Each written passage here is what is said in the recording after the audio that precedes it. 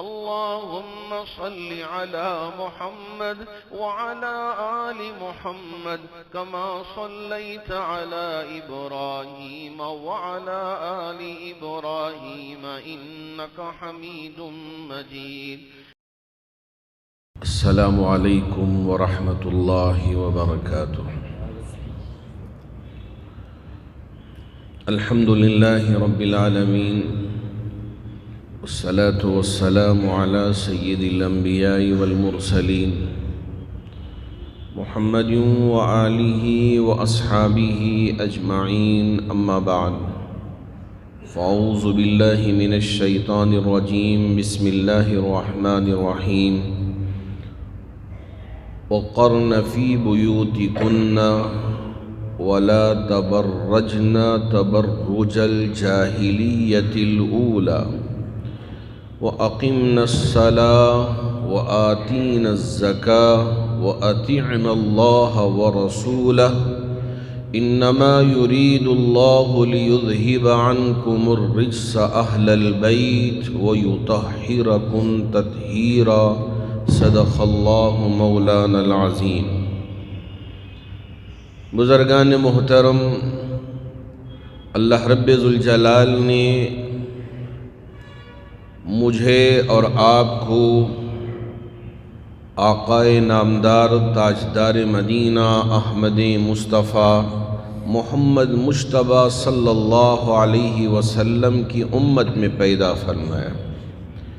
اگر ہماری محبت کسی سے ہے تو سب سے زیادہ اللہ اور اللہ کے رسول سے ہے. آپ سے بڑھ کر کسی اور کی محبت ہمارے دلوں میں ہو ہی نہیں سکتی. یہ ہمارا ایمان ہے اور ہمارا یقین ہے.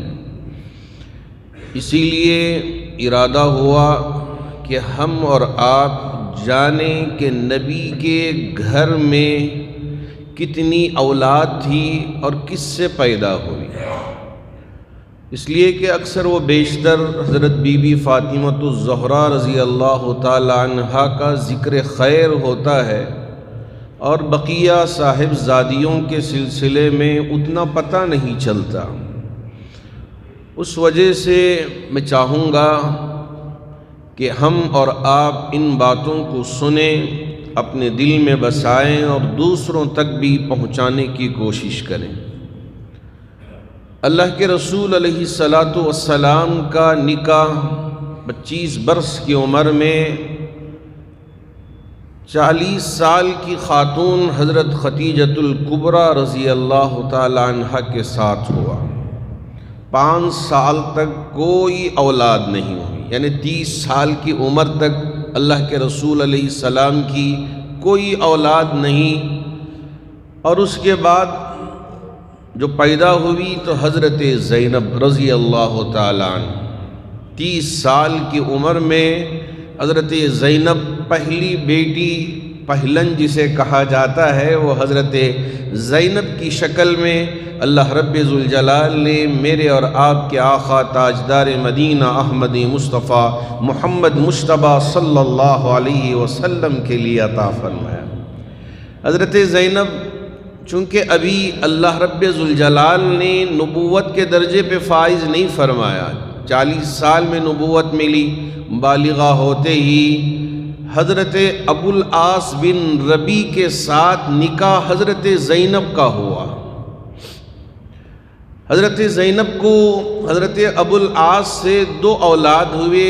ایک بچے کا نام حضرت علی تھا، ایک بچے کا نام امامہ تھا. اللہ کے رسول علیہ السلام کو اللہ رب ذوالجلال نے نبوت کے فرائض پر فائز فرمایا.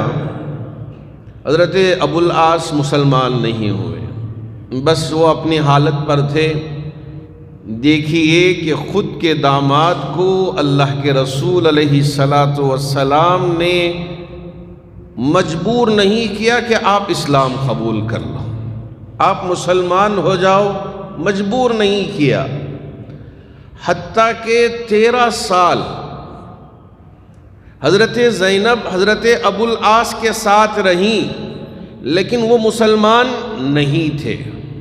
مدینۃ المنورہ ہجرت کرنے کے بعد اللہ رب ذوالجلال نے قرآن مجید میں آیت اتار دیا کہ ایک مسلمان عورت کے لیے اس کا شوہر مسلمان ہی ہو سکتا ہے، شرک کرنے والا اس کا شوہر نہیں ہو سکتا۔ اسی طرح ایک مسلمان شوہر کے لیے اس کی بیوی مسلمان ہی یا اہل کتاب، یہ بھی لکھا گیا، ہو سکتی ہے، لیکن شرک کرنے والی عورت کسی مسلمان کے لیے بیوی نہیں رہ سکتی۔ جیسے ہی آیت اتری، حضرت زینب رضی اللہ تعالی عنہا نے ابو العاص سے کہا، اب آپ تو اسلام قبول نہیں کیے، اس لیے میں آپ کے ساتھ رہنا پسند نہیں کرتی، مجھے اجازت دے دیں میں ہجرت کر کے میرے باپ محمد عربی صلی اللہ علیہ وسلم کے آغوش میں پہنچ جاؤں گی۔ حضرت ابو العاص نے اجازت دے دی، جاؤ۔ اچھے انسان تھے، نیک انسان تھے، غلط انسان نہیں تھے، ستانے والے انسان نہیں تھے، انہوں نے کہا جاؤ، اجازت ہے۔ حضرت زینب بہت مشکلوں سے بچوں کو لے کے ہجرت فرمائی مکے سے مدینۃ المنورہ۔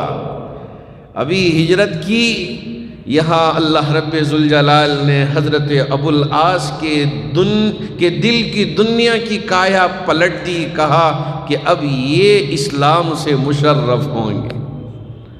اللہ کے رسول علیہ السلام نے حضرت ابو العاص کو کبھی جبر نہیں کیا کہ آؤ اسلام قبول کر لو، میری بیٹی کے شوہر ہو، میں تمہیں ایسے رہنے نہیں دوں گا، میں تو نبی ہوں، میری بات قبول کر لو، زبردستی کبھی آپ نے نہیں فرمایا۔ دل سے حضرت ابو العاص مسلمان ہوئے، مدینۃ المنورہ پہنچے، اللہ کے رسول علیہ السلام نے فرمایا اب آپ مسلمان ہو گئے ہیں، اس لیے پھر دوبارہ نکاح میں آپ کا میری بیٹی زینب کا ہی آپ کے ساتھ کرا دیتا ہوں۔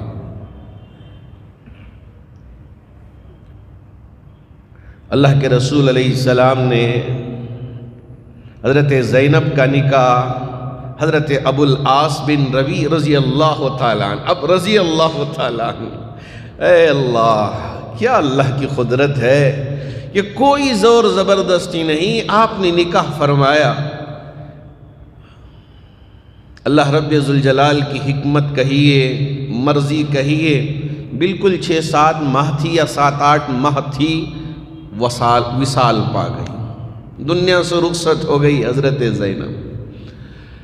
تو اب حضرت ابو العاص بن ربیع، تو یہ جو بچے تھے حضرت علی، حضرت امامہ، یہ بھی مسلمان تھے۔ اب دوسری بیٹی حضرت رقیہ،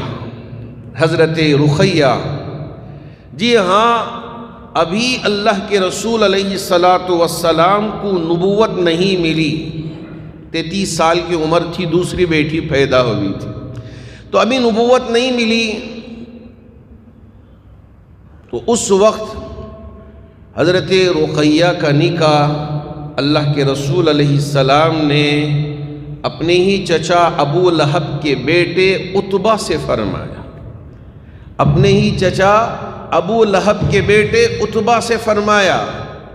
نکاح ہوا، زندگی چل رہی تھی، لیکن ابو لہب کی کارستانیاں، ابو لہب کی بیوی کی کارستانیاں اتنی زیادہ بڑھ گئی تھی کہ رب ذوالجلال نے قرآن مجید میں سورۃ اللہب اتار دیا۔ بسم اللہ الرحمن الرحیم، تبت یدا ابی لہب وتب ما اغنی عنہ مالہ وما کسب سیصلی نارا ذات لہب وامرأته حمالۃ الحطب فی جیدها حبل من مسد۔ اللہ رب ذوالجلال نے یہاں ابو لہب کی گستاخیوں کا ذکر کر کے اس کے لیے اور اس کی بیوی کے لیے کیا بیان کیا ہے، واہ! اللہ نے بتا دیا کہ ہلاک ہو، بربادی ہو۔ تو اس وجہ سے ابو لہب بیٹے عتبہ کو بلایا کہ میری شان میں، تیری ماں کی شان میں قرآن میں اللہ نے آیتیں اتار دیا ہے، اب تو ان کی بیٹی کو اپنے نکاح میں نہیں رکھ سکتا، اس لیے طلاق دے دے۔ ایک اور بیٹی ابو لہب کے بیٹے عتیبہ، جن کا نام ام کلثوم ہے، ان کا نکاح بھی ابو لہب کے دوسرے بیٹے عتیبہ کے ساتھ اللہ کے رسول علیہ السلام نے فرمایا تھا۔ جیسے ہی یہ صورت اتری، دونوں بیٹوں کو بلوایا، کہا عتبہ سے بھی، کہا عتیبہ سے بھی، جائیں دونوں بھی نبی کے منہ پہ، آپ علیہ السلام کے چہرے پہ طلاق دے کے آئے۔ تبت یدا ابی لہب وتب، صورت اتری تو دونوں بیٹے آئے، طلاق دے دیے۔ اللہ رب ذوالجلال کے حکم سے میرے نبی نے رقیہ کا نکاح حضرت عثمان سے فرمایا، حضرت عثمان غنی۔ ام کلثوم کا نکاح بھی نہیں کیا، بس گھر میں ہے بیٹی، مطلقہ بیٹی گھر میں ہے، نبی کے چہرے پہ کیا ہوگا، نبی کی طبیعت پہ کیا ہوگا، وہ سارے باپ ذرا سمجھیں کہ اللہ کے رسول علیہ السلام کی زندگی میں بھی یہ حالت آئی تھی۔ آج باپ آر سمجھتا ہے کہ میری بیٹی مطلقہ ہو گئی ہے، گھر میں ہے، مجھ پر بوجھ ہو گئی ہے۔ نہیں، یہ وقت نبی پہ بھی گزرا ہے۔ حضرت عثمان غنی کے ساتھ فرمایا، کچھ دن کچھ مہینے رہی حضرت زینب، ان کا بھی وصال ہوا۔ اللہ کے رسول علیہ السلام نے ام کلثوم کا نکاح بھی حضرت عثمان غنی سے فرما دیا۔ آپ کی سیرت، آپ کے اخلاق، آپ کا طرز زندگی اور آپ کے اوصاف حمیدہ مجھے بہت متاثر کیے ہیں۔ اس لیے عثمان، یہ دوسری بیٹی، اس لیے کہ پہلی بیٹی انتقال کر گئی ہے، اب یہ دوسری بیٹی کا نکاح بھی میں آپ کے ساتھ ہی کرتا ہوں۔ اللہ کے رسول علیہ السلام نے اپنی دوسری بیٹی ام کلثوم کا نکاح حضرت عثمان غنی سے فرمایا۔ اللہ کی مرضی کہ دونوں بیٹیاں، یعنی حضرت زینب بھی نبی علیہ السلام دنیا میں ابھی موجود ہیں، آپ کی آنکھوں کے سامنے وصال پا گئی۔ حضرت رقیہ، ان کا بھی انتقال ہو گیا۔ حضرت ام کلثوم، ان کا بھی انتقال ہو گیا۔ اللہ کے رسول علیہ السلام نے فرمایا، اگر میری کوئی اور بیٹی ہوتی جس کا نکاح نہ ہوا ہو، اگر وہ میرے پاس ہوتی تو آپ کے اخلاق اتنے پیارے ہیں، اتنے اچھے ہیں، دامادوں کو چاہیے کہ ایسے بنے کہ قصر یوں کہیں کہ میری اور بیٹی ہوتی تو بھی آپ ہی کے نکاح میں دے دیتے۔ اس لیے کہ دو بہنوں کو ایک شوہر کے نکاح میں جمع نہیں کیا جا سکتا۔ اگر دو بہنیں ہیں، ایک ہی شخص دونوں بہنوں کو اپنے نکاح میں رکھنا چاہے، نکاح نہیں کر سکتا۔ آج کل کا فیشن ہو گیا ہے کہ غیر مسلم لڑکی سے نکاح کر لیتے ہیں، اب وہ اس کی مرضی سے جیے، اس لیے کہ اکبر بادشاہ نے اسے اجازت دے دی کہ تو اپنے مذہب پر رہ۔ اب اس طرح سے ایک سلسلہ چلا۔ اب بہت سارے ہمارے نوجوان یہ ہیروؤں کو دیکھ کر سوچتے ہیں کہ چلو ہم بھی اسی پرمپرا پہ چل لیتے ہیں، اسی طرح سے ہم بھی جی لیتے ہیں۔ یقین مانیے کہ ایمان سے بڑھ کر، اسلام کی دولت سے بڑھ کر کوئی اور دولت ہو نہیں سکتی۔ اللہ رب ذوالجلال نے ہمارے لیے اصول بیان کر دیے ہیں جینے کے، ہمارے لیے حدود مقرر کر دیے ہیں۔ جی ہاں، کہ آپ یہاں تک جا سکتے ہیں، آپ کے لیے اجازت ہے، اس سے آگے نہیں جا سکتے۔ لیکن ہم ان حدود کو نہ سمجھنا چاہتے ہیں، نہ دیکھنا چاہتے ہیں، نہ اس پر عمل کرنا چاہتے ہیں۔ آج کل کا جو زمانہ، کل ہی ایک صاحب مجھے فون کر کے بتائے، مولانا صاحب میں آپ کو کچھ باتیں بتانا چاہتا ہوں، کچھ منٹ آپ کے لینا چاہتا ہوں۔ میں نے کہا بھائی فون پہ بتانا مناسب نہیں لگتا، اس لیے آپ سامنے ہی آ جائیں، اچھا ہوگا۔ آج کل فون کے فتنے بھی بڑے ہیں۔ تو وہ صاحب آئے، آ کے عرض کرنے لگے ابھی ہمیں اطلاع ملی ہے کہ شیموگا میں ایک کالج ہے، وہاں کالج میں پڑھنے والی بہت ساری بچیاں غیر مسلم لڑکوں کے ساتھ دوستانہ تعلق بڑھاتے ہیں، بڑھاتے ہوئے ہوٹلوں میں جاتے ہیں، وہاں ان کے ساتھ وقت گزارتے ہیں۔ اب وہ دوستی محبت میں بدل جاتی ہے، اب وہ محبت بس غلط کاموں کی طرف لے جا رہی ہے، جس کی وجہ سے بہت زیادہ پریشانیاں سامنے آ رہی ہیں، دشواریاں سامنے آ رہی ہیں۔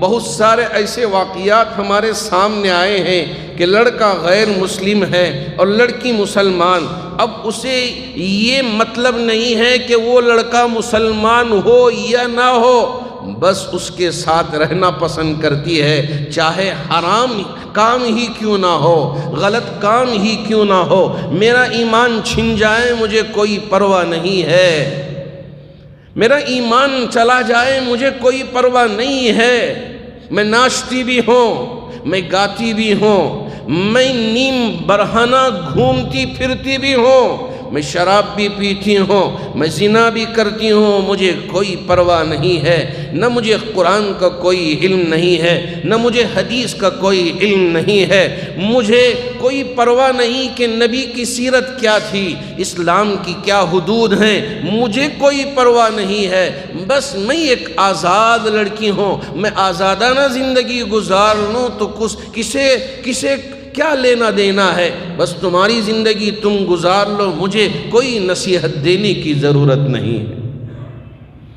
کیا ہم اتنے آگے بڑھ جائیں کہ ہماری آخرت برباد ہو جائے؟ کیا ہم اتنے اپنی محبت میں دیوانے ہو جائیں کہ جس کی وجہ سے ہمارا ایمان چھن جائے؟ ارے میرے نبی علیہ السلام کے آگے مشرکوں نے یہ تقاضا رکھا تھا کہ دیکھو تمہارے ایک ہاتھ میں چاند لا کے رکھ دیں، ایک ہاتھ میں سورج، اور پوری دولت تمہارے قدموں میں ڈال دیں، اس دعوت سے آپ رک جائے۔ اللہ کے رسول علیہ السلام نے انکار فرما دیا۔ حضرات صحابہ کیوں یہ مشکلات برداشت کیے؟ کیا ضرورت تھی حضرات صحابہ کو؟ جی ہاں، برداشت کیے اس وجہ سے کہ ایمان سے بڑھ کر کوئی اور چیز نہیں ہو سکتی، اس وجہ سے انہوں نے برداشت کیا۔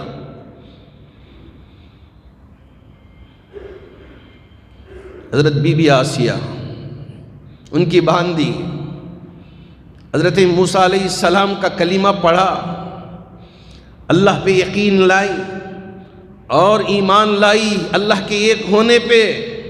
فرعون جو کچھ کیا سب کچھ کیا، لیکن حضرت بی بی آسیہ کی باندھی نے ایمان جانے کو پسند نہیں کیا۔ ایسی بہت ساری ہماری بیٹیاں ہیں آج کے دور میں بھی جن کا ایمان بڑا مضبوط ہے۔ آپ شاید دیکھیں کہ یہ آر رحمان کی بیٹی، جی ہاں، برقع پوش، نقاب میں، کہا کہ یہ ایمان کی دولت میرے باپ کو بڑی مشکل سے ملی ہے، نہ میرا دادا مسلمان نہ میرا پردادا مسلمان، مجھے بڑی مشکل سے یہ دولت ملی ہے، اس لیے میں اس پر عمل کرتی ہوں، چلتی ہوں۔ بہت سارے غیر مسلم ہماری بچیاں مسلمان ہونے کے بعد ایمان پر اتنا ثابت قدم ہیں کہ کبھی اسے چھوڑنے والے نہیں ہیں۔ یہ کیا وجوہات ہیں جس کی وجہ سے اس طرح کے حالات درپیش ہیں؟ اسے سمجھنے کی ضرورت ہے۔ پہلی بات تو یہ ہے کہ گھروں میں ہم اسلامی ماحول کو لانے کی فکر کریں۔ ایمان سے بڑھ کر، اسلام سے بڑھ کر کوئی اور دولت ہو نہیں سکتی۔ دنیا کی پوری دولت قدموں میں لا کے ڈال دیں، ایمان سے بڑھ کر کوئی دولت نہیں ہو سکتی۔ یہ ہمارے دل و دماغ میں پیوست ہو جانا چاہیے، چاہے لڑکا ہو چاہے لڑکی ہو۔ آج کل جو سوشل میڈیا آیا، اس لیے کہ جیسے ہم مچھلی پکڑنے کے لیے ڈالتے ہیں کہ کون سی مچھلی پھنسے گی پتہ نہیں، اسی طرح یہ فیس بک، اسی طرح یہ دوسرے جو social media network sites ہیں، اس میں لڑکیاں اپنی تصاویر ڈالتے ہیں یا اپنا اکاؤنٹ اوپن کر کے دوستی کے پیغامات دوسروں کو بھیجتے ہیں۔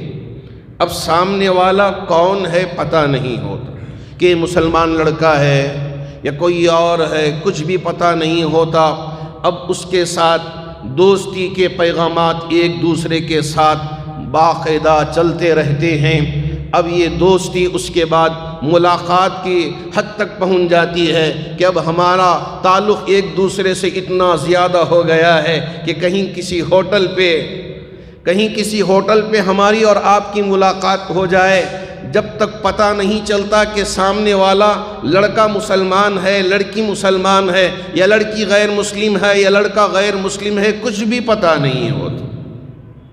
اب یہ نہ باپ کو پتہ ہوتا ہے نہ ماں کو پتہ ہوتا ہے۔ باپ سمجھ رہا ہے کہ بیٹی کالج جا رہی ہے، باپ سمجھ رہا ہے کہ بیٹی اسکول جا رہی ہے یا بیٹا اسکول جا رہا ہے۔ اب یہ سارے یہاں کے ہتھ کنڈے، یہاں کی غلط قسم کی چیزیں یہ برابر چلتی رہتی ہیں۔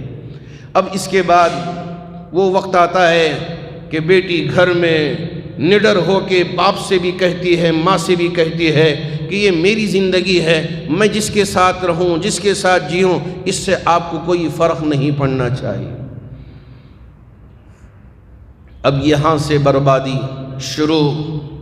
بہت ساری ہماری مسلم بچیاں ارتداد کے دہانے پہ پہنچ رہی ہیں۔ کون اس کے ذمہ دار ہے؟ ہم بھی ذمہ دار ہیں اور آپ میں سے ہر ایک بھی اس کا ذمہ دار ہے۔ ہر ایک باپ، ہر ایک بھائی، ہر ایک مومن و مسلمان، ہر ایک عالم، ہر ایک مفتی اس کے لیے ذمہ دار ہے، ہر ایک امام اس کے لیے ذمہ دار ہے۔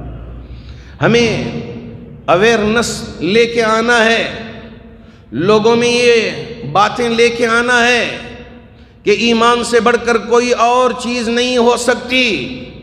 جی ہاں، ہم اپنی اس زندگی کو قربان کر سکتے ہیں لیکن ایمان کو جانے نہیں دے سکتے۔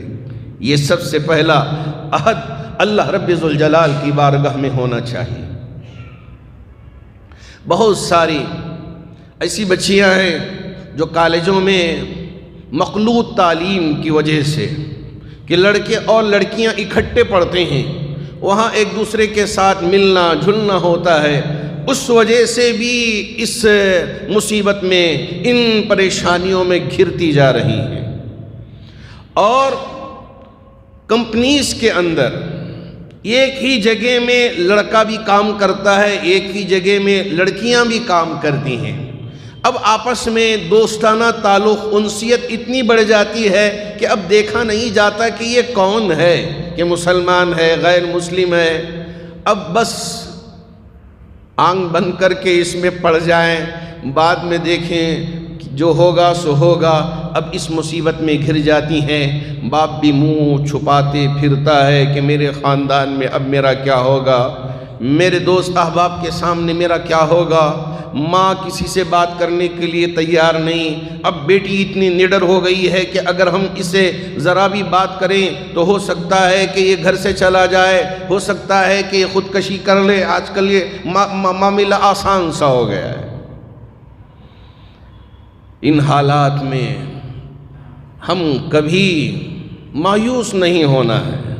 یاد رکھیں کہ مومن کبھی مایوس نہیں ہوتا، ہمیشہ اللہ کی ذات سے اپنا تعلق مضبوط بنائے رہتا ہے، اپنا تعلق اللہ کی ذات سے مضبوط بنائے رہتا ہے۔ تو اس لیے ہم جی ہاں بچیوں کو پڑھائیں، پڑھانے میں کوئی پابندی نہیں ہے، لیکن ان کا ایمان، ان کے اخلاق، ان کا کردار اتنے مضبوط کرائیں کہ ان کے پیر نہ ڈگمگائیں، کہ ہم بند کر کے گھروں میں رکھ لیں، لڑکوں کو بند کر کے گھروں میں رکھ لیں کہ باہر غلط چیزیں ہو رہی ہیں، یہ موبائل ہمارے پاس ہے، یہ موبائل جی ہاں غلط چیزیں بھی ہم دیکھ سکتے ہیں اور اچھی چیزوں کے لیے استعمال بھی کر سکتے ہیں۔ صرف اور صرف ایک ہی چیز ہم کو ان ساری مصیبتوں سے، پریشانیوں سے بچا سکتی ہے، وہ ہے اللہ کا ڈر، اور وہ ہے اللہ کے نبی علیہ الصلاۃ والسلام کی ذات اقدس سے سچی محبت۔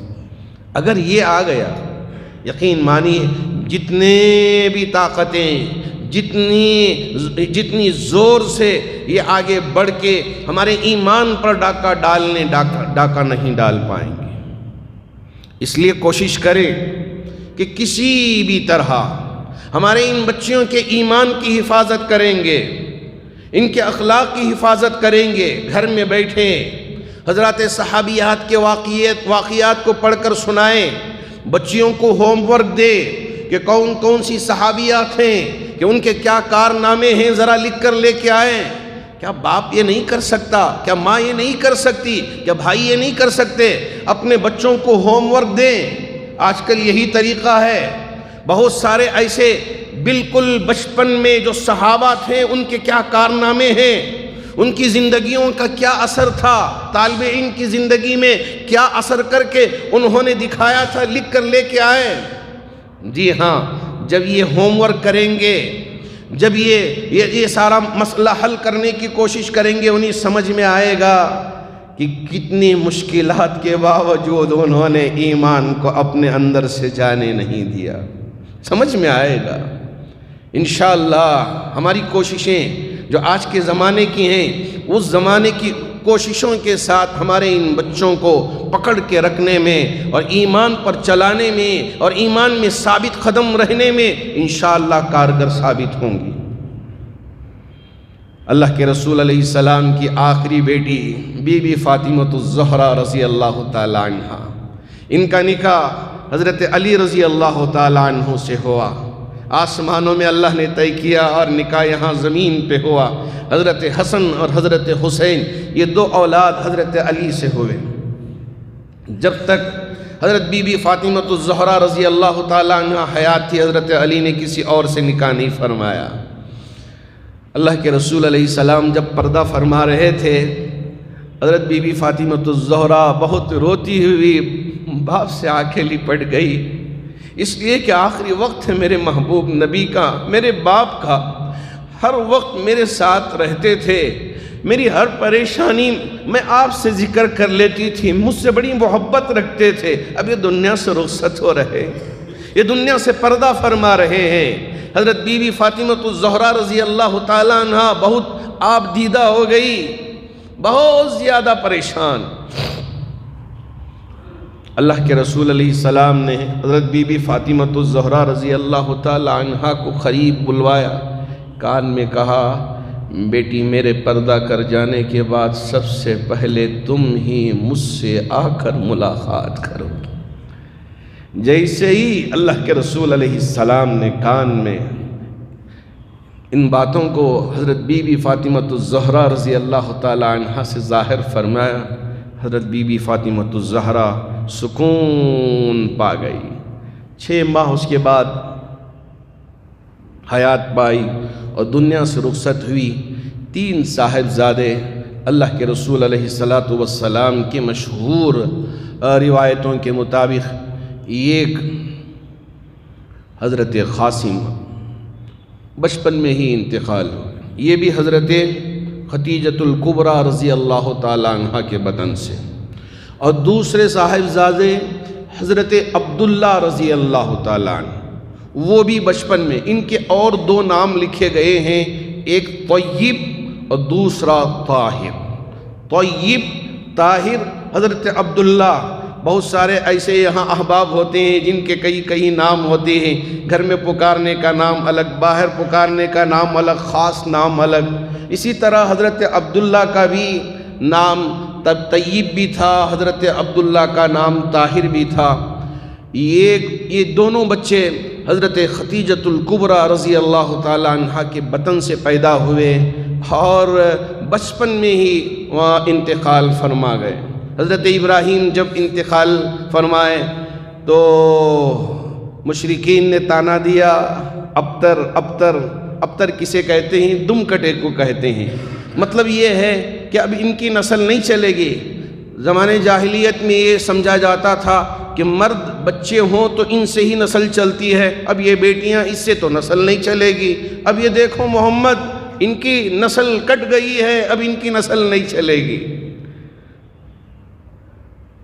اللہ رب ذوالجلال نے سورہ کوثر اتار کے ایسی تسلی دی، ان شانئک ھو الابتر، اے میرے نبی آپ کی شان یہ ہے، آپ ابتر نہیں وہ ابتر ہیں، اس لیے کہ یہ آپ کی جو نسل ہے یہ نسل قیامت تک چلنے والی ہے، یہ ان کی جو اولاد ہے یہ بھی ایمان لے کر آئے گی، ان سے کٹ کر آپ کے راستے پہ چل کر یہ بھی جنت کی مستحق بن جائے گی۔ ان شانئک ھو الابتر۔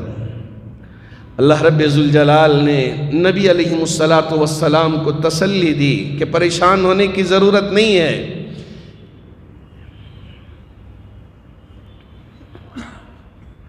ایک بچہ جو ابراہیم ام ولد باندی کو کہتے ہیں، یہ فارس کی بادشاہ کی ایک باندی تھی، تو وہ نبی علیہ السلام کے حصے میں آئی، تو اس سے ایک لڑکا پیدا ہوا، ماریا قبطیہ ان کا نام تھا، ماریا قبطیہ۔ تو ان کے بطن سے جو اولاد ہوئی وہ ابراہیم، وہ بھی بچپن میں گزر گئی۔ یہ ابراہیم انہی کی انتقال پر لوگوں نے تانا دیا تھا کہ اب قاسم بھی چلے گئے، عبداللہ طیب طاہر بھی چلے گئے، اب ابراہیم بھی چلے گئے، اب یہ مرد بچے ہی نہیں ہیں تو محمد کی نسل کہاں سے چلے گی صلی اللہ علیہ وسلم۔ اللہ نے بتا دیا کہ محمد کی نسل قیامت تک باقی رہے گی۔ العلماء ورثۃ الانبیاء، سب علماء نبی کے وارثین ہیں۔ لم یورثوا دینارا ولا درہما، اللہ کے نبی علیہ السلام نے وراثت میں نہ دینار چھوڑا نہ دنانیر چھوڑا تو علم چھوڑا۔ اب یہ علم جو بھی لیں گے یہ نبی کے وارث کہلائیں گے۔ اللہ کا شکر ہے کہ ماشاءاللہ لاکھوں کروڑوں وارثین اس وقت ہیں۔ یہ نبی کا گھرانہ، جی ہاں، اللہ رب ذوالجلال نے عطا فرمایا، تو آپ کی یہ پوری زندگی ہمارے لیے بہترین نمونہ ہے۔ آپ نے سب بیٹیوں کی خوب پرورش فرمائی، انہیں اخلاق دیا، انہیں کردار دیا، اپنے شوہروں کے ساتھ رہنا سکھایا، گھر چلانا سکھایا۔ آج باپ کی بھی ذمہ داری ہے، ماں کی بھی ذمہ داری ہے کہ رشتوں کو جوڑ کر رکھنے کا سبق دیں۔ آج ماں جیسے ہی نکاح ہوتا ہے بیٹی کو ایسا الٹا پلٹا پڑھاتی ہے کہ تو کٹ جا، شوہر کے ساتھ ہو جا، ماں سے کٹ جا، بہنوں سے کٹ جا، بہت سارے رشتے ان باتوں کی وجہ سے آج ٹوٹ رہے ہیں۔ اور ماں کو خود احساس نہیں ہوتا کہ میں میری بچی کا گھر توڑ رہی ہوں، اس کا گھر برباد کر رہی ہوں، اسے خود احساس نہیں ہوتا۔ اللہ کے رسول علیہ السلام نے گھر بنانے کا کام کیا، منہ پہ آ کے طلاق دیا تھا عتبہ نے بھی، عتیبہ نے بھی ابو لہب کے کہنے پہ۔ آپ کے دل پہ بہت گراں گزرا تھا لیکن صبر کیا۔ اللہ رب ذوالجلال نے عثمان غنی کی شکل میں اللہ نے آپ کو داماد عطا فرمایا۔ تو یہ جو واقعات ہیں ہمیں چاہیے کہ اپنے گھروں میں اسے سنائیں، نبی علیہ السلام کی سیرت کو پڑھیں اور اس پر عمل کرنے کی کوشش کریں، تو انشاءاللہ ہمارے گھر بھی اسلامی گھر بن جائیں گے، غیر غلط کاموں سے ہماری اولاد دور رہ جائے گی۔ اللہ کرے کہ اللہ رب ذوالجلال ہر ایک کی اولاد کو ان کی آنکھوں کا ٹھنڈک بنا دے۔ ربنا ہب لنا من ازواجنا وذریاتنا قرۃ اعین، اے میرے رب مجھے ایسی اولاد عطا فرما، ایسی بیویاں عطا فرما جو میرے آنکھوں کی ٹھنڈک بنے۔ یہ نہیں کہ بچوں کو دیکھ کر باپ کے آنکھوں سے خون نکل پڑے، ماں کی آنکھوں سے خون نکل پڑے، ایسی اولاد کے ہونے سے بہتر یہ ہے کہ باپ بھی رش کرے کہ دیکھو میرا بچہ ایسا ہے، میری بچی ایسی ہے کہ ان کے اخلاق ایسے ہیں کہ یہ ایسے راستے پہ چل رہے ہیں، یہ خود کا بھی نام روشن کر رہے ہیں، ہمارے مذہب اسلام کا نام بھی روشن کر رہے ہیں، یہ امت مسلمہ کی بیٹی ہے، فخر ہے ہمیں کہ یہ بیٹی اپنے مذہب کا بھی نام روشن کر رہی ہے، کیسے عمل کر رہی ہے۔ ایسے بیٹیوں کی آج ضرورت ہے، ایسے بیٹوں کی آج ضرورت ہے۔ آپ بھی جو بھی باپ بن گیا ہے یا باپ بننے والا ہے، دعا کرے ربنا حب لنا من ازواجنا وذریاتنا قرۃ اعین وجعلنا للمتقین اماما۔ اللہ کرے کہ اللہ رب ذوالجلال ہمارے لیے بھی یہ سعادتیں عطا فرمائے اور آپ میں سے ہر ایک کے لیے بھی یہ سعادتیں عطا فرمائے کہ ہماری اولاد ہمارے آنکھوں کا ٹھنڈک بن جائے۔ اللہ اس کی توفیق عطا فرمائے۔